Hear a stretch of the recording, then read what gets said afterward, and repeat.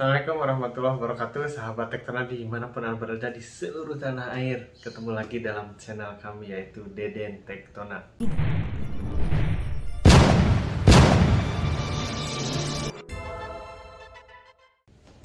Channel ini membahas tentang dunia perkonveksian, UMKM konveksi di tanah air di Indonesia. Agar apa? Agar UMKM di tanah air kita semakin maju dan berkembang, sahabat semuanya. Sahabat, pada kali ini saya ingin bercerita tentang hutang piutang di konveksi. Saya yakin sahabat semua yang namanya pelaku konveksi pasti pernah berhutang dan pernah dihutangi, ya kan? Nah, oke sahabat semuanya. Sahabat semuanya, di dalam dunia hutang piutang itu tentunya sesekali pasti akan teralami oleh sahabat semua. Oleh saya juga bahwa ada hutang-hutang yang mandek. Saya harapkan bukan kita yang berhutang mandek kepada yang lain, tapi kadang-kadang terjadi juga hutang di luar yang tidak masuk-masuk, sahabat semuanya. Kita sudah menagihnya tapi tidak juga masuk.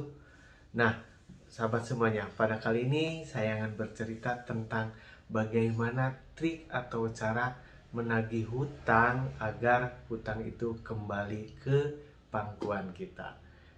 Bagaimana caranya? Kita saksikan video ini sampai selesai.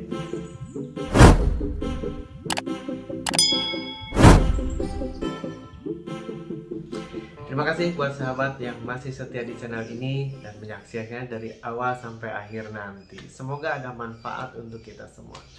Sahabat semuanya, saya yakin sahabat juga pernah mengalami apa yang namanya itu hutang atau dihutangi, yang tentunya akan menjadi beban kita apabila hutang di luar kita tidak bisa masuk ditagih.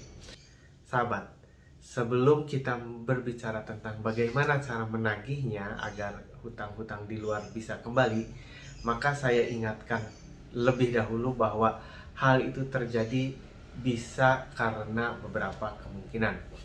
Yang pertama, adanya orang-orang yang tadinya dipercaya lalu tidak bisa memegang kepercayaannya. Biasanya hal itu terjadi dari orang-orang yang sudah kita kenal, dari pelanggan kita. Mungkin untuk sahabat yang konveksinya pesanan, satu kali dia membeli cash kepada kita, 2 kali juga memesan kemudian membayarnya, 3 kali bisa jadi uang muka dulu, sisanya nanti, tepat. Dan berikutnya, aduh sahabat semuanya, ini kan sudah langganan, kita ambil dulu dong, kata konsumen kita itu. Dan akhirnya kita terbujuk, iya boleh diambil dulu lah, masa sudah beberapa kali langganan tidak dikasih oleh kita barangnya. Tapi apa yang terjadi?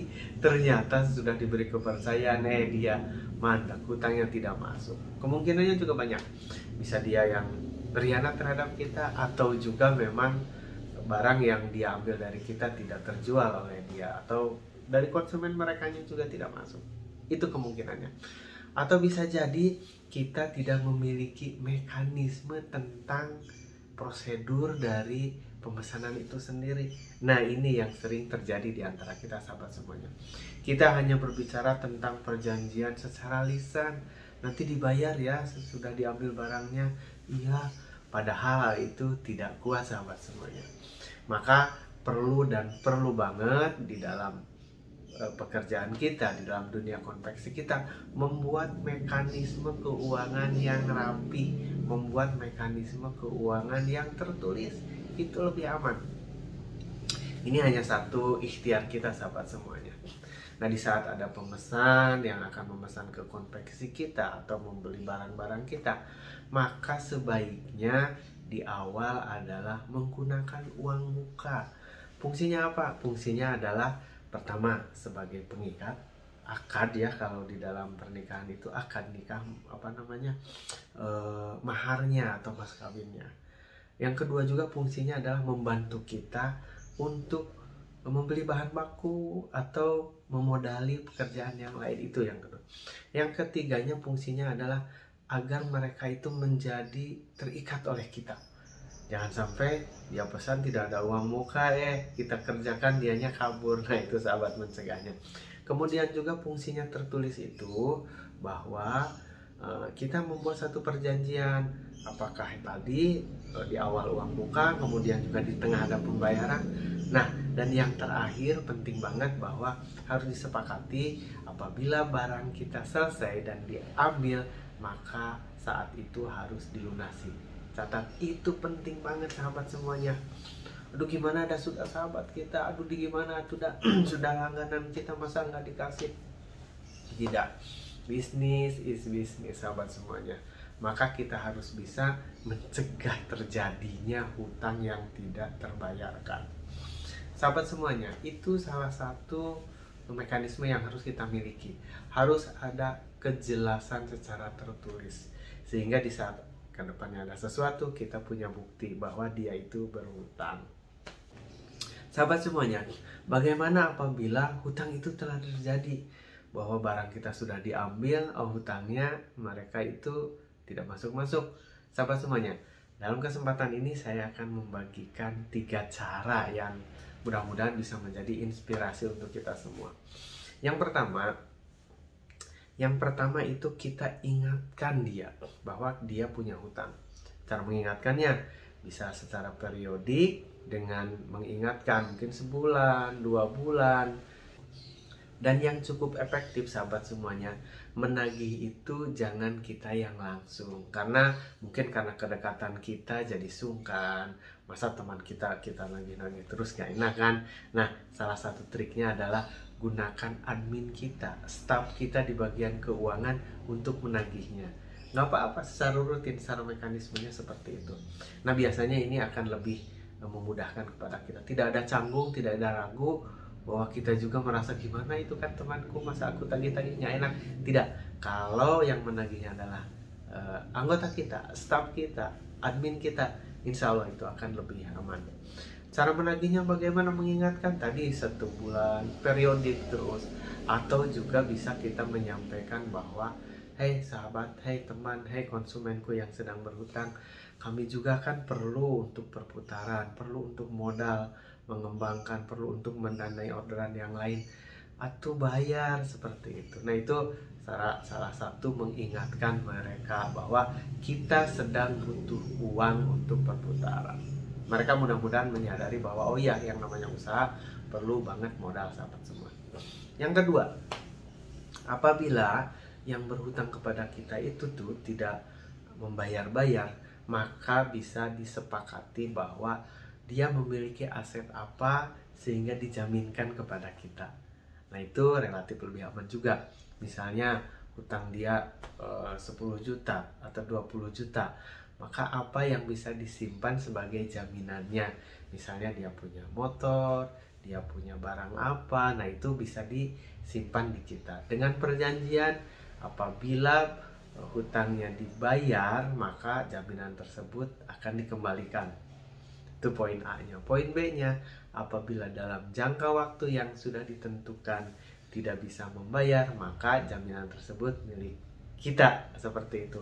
Itu relatif aman. Asal dua-duanya bisa saling memahami dan sepakat sahabat semuanya. Dan yang ketiga adalah bahwa cara yang terakhir yaitu cara ikhlaskan saja. Aduh gimana masa diikhlaskan, diridokan? Itu kan besar hutangnya. Iya, itu yang akan membukakan pikiran kita, itu yang akan menjadi tenang kita. Kalau kita kepikiran terus, sesudah ditagih tidak bayar-bayar, tapi gimana? Justru kitanya yang akan mumet sahabat semuanya. Nah, dengan mengikhlaskan kita bisa berpikir yang lain, yang lebih maju, bisa berpikir order yang lain. Akhirnya kita fresh juga pikirnya, tidak terbebani oleh itu. Jika memang sudah beberapa kali ditagih, jaminan tidak ada, dan akhirnya susah banget ditagih sahabat semuanya. Nah, fungsi dari mengikhlaskan tersebut adalah kita anggap bahwa biaya yang hutang mereka kepada kita adalah sebagai pembayaran kita untuk menemukan, mendapatkan ilmu pengalaman dihutangin. Maksudnya apa? Maksudnya bahwa itu adalah karena akibat kita, maka kita membayar dengan itu. Nah, maka dengan mengikhlaskan, anggap saja itu adalah biaya sekolah, biaya belajar untuk mendapatkan pengalaman dihutangin yang tidak bayar-bayar. Seperti itu sahabat semuanya. Mudah-mudahan dengan pengalaman yang sudah kita beli tersebut menjadi pengalaman dan ilmu kita untuk kedepannya bisa lebih baik. Sahabat semuanya, seperti itu. Biasanya manusia itu akan tersadar itu oleh dua hal, yaitu dengan pengetahuan yang dia dapat, dan yang kedua dengan kejadian yang teralami yang menimpanya. Nah, mudah-mudahan dengan hutang yang susah ditarik kembali menjadi pengingat kepada kita bahwa kita harus membuat satu mekanisme yang lebih baik ke depannya. Itu sahabat semuanya, mudah-mudahan bermanfaat. Apabila bermanfaat, silahkan like, share, dan jangan lupa komen, berikan masukan untuk perkembangan dunia konten kita. Apa yang akan kita bahas ke depan, silahkan sahabat semuanya. Oke, kita ketemu lagi di video selanjutnya. Hanya itu, assalamualaikum warahmatullahi wabarakatuh.